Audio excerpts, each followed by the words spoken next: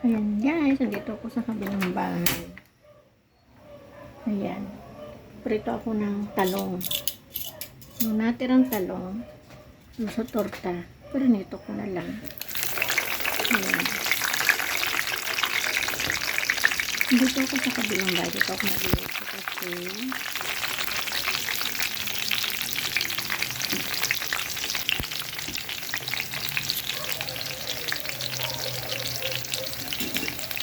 dito. Ayun, malaki na yung mga kasangkaong kasirola. Ayan. Ayan guys. Ito sa kapitbahay. Ano to? Wala nakatira dito kami namamala dito. Sayang yung gasol. Ayan guys. Ayan na lang natin. Diba? Ayan. Ayan. Yung may-ari kasi nito. Wala na. Nakam na lang ang asikaso dito sa bahay na ito sa masira. Ito lang kami nagluluto yung sita. Nato ko. Ako.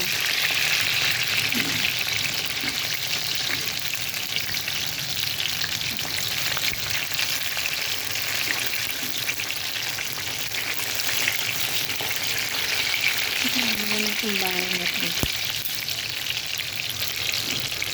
Pero naiba yung aking kusina kasi palagi namin itong nililisin.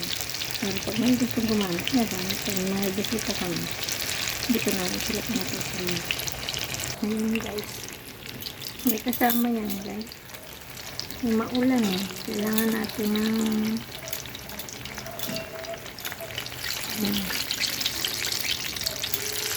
gusto ko kasi sa linuluto ko yung talaga siya toasted. Ayoko nang hindi alam ko na. Ayan.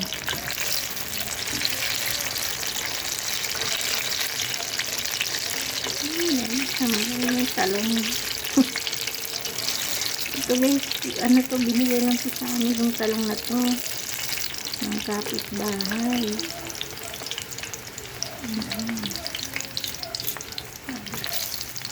Saka dito yung aming lansunisan. May lansunis kami dito guys.